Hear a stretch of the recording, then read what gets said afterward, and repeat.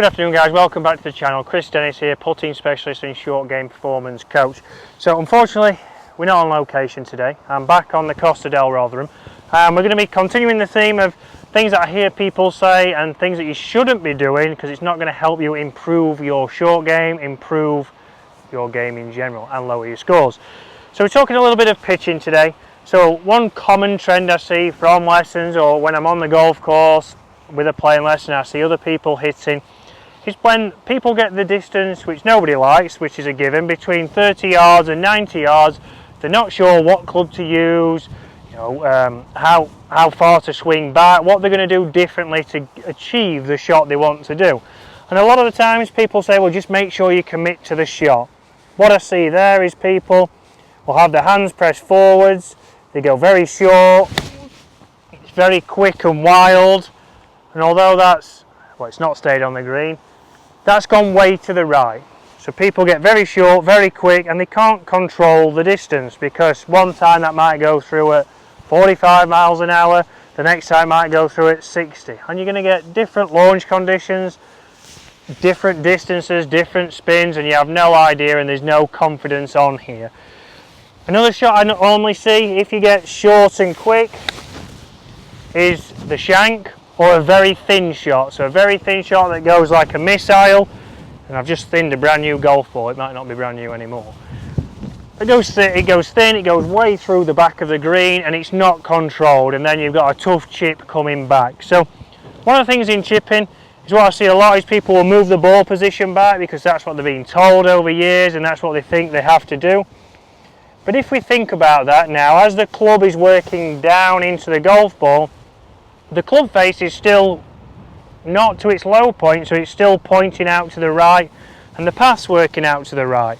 So to get that ball to start on line, what I see a lot of the times is people will let the wrist release early, they'll get very scoopy, very shallow, catch the ground before, and it'll be a little bit of a drop kick that doesn't go very far. So you can see there, I've already played 3 shots that aren't very good, and you've probably seen all of those 3 shots.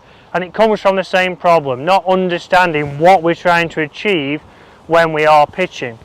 So if we move that ball position back, we're going to need to open our stance, because if that club's now working down, we're aiming slightly left, but that club will now be pointing on our target line. So we have to adjust that, and we have to be able to get that ball starting on the line we want to, as that's one of the main objectives in golf, is starting the ball on line. So from face on a visual of what I've just shown you down the line, if I move that ball position back, we can already see that I've had to adjust the face to get it to point on line. Again, with hands forwards, that's also going to open the face. But here, if I show you the swing, if I now bring that club down, from here you can see a lot of that club face, and you can see that that's going to start right of my target. So the slight adjustment that I've just said, that we move our feet around, if you see now, if I open my stance, the club, I don't have to try and close that. And then if I swing back down, you see that that's now pointing towards my target and will start on the intended line. So here I would open my stance, ball positions back, my club's now aiming towards the target, and I can make a nice motion. And that started on line, gone a little bit further than I thought. It is downwind and very breezy, but a little bit of a long swing there, so that ball's gone too far, but it started on the line that I wanted it to. So when it comes to distance control, we've got to think about what you would do on the golf course if you was trying to hit a 3/4 shot. So we need to have a feel of where we want to take that club back. And I've seen with people they can still struggle because they might take it back parallel to the ground, but then the finish is all the way through, so they've accelerated. So like I've shown you with putting before, if I make a swing back to here and go through, the follow through is not going to be as far. We're also going to contact the ground and we're going to take a little bit of speed out of the club head. So if I was going to hit this again to that back left flag, which is I had a lesson this morning, it is 57 yards. We're going to take it back. I'm going to feel like I go to around about here. Momentum might take me a little bit further, but I'm not going to go past that on the way through. So here,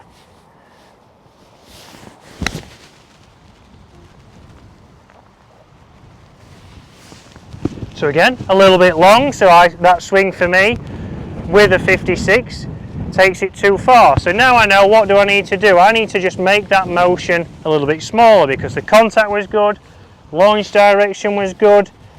So I'm now going to make a smaller motion.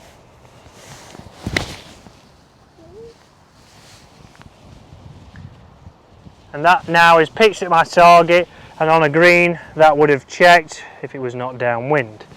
So all I've done there is I've changed the swing length. But what I don't want to see, and I want you to think about when you get down to this area, are you somebody who swings it back to here and has a full finish, a full swing, and that has a lot of topspin on it, and that's gone over the back of the green as well. Luckily I made good contact with that, but a lot of the times I see people will fat that and it'll only just go in front of them. It's lucky I put my new waterproofs on because it is now starting to rain. So we need to think about when we're pitching, ball position. If it is back, we need to make sure we open that stance a little bit so the ball starts in the right direction. And then we need to control how far I've gone back and how far I've gone through.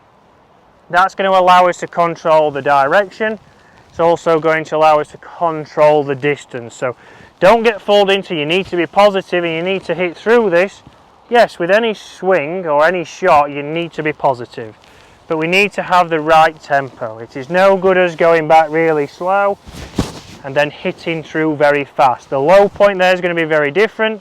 We're going to bring in a shank, we're going to bring in a drop kick, we're going to bring in a block, and we're not going to bring in any kind of control on what distance we have.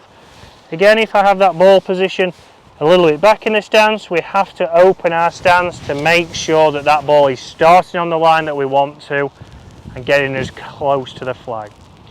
So guys, hopefully, and again, comments below guys, put any questions in there if you didn't understand anything, if you want to go over different range of shots, and we'll talk through that. But that's there.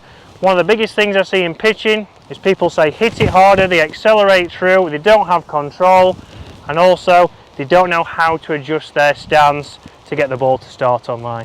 So guys, hopefully you've enjoyed that, and I'll see you again later in the week.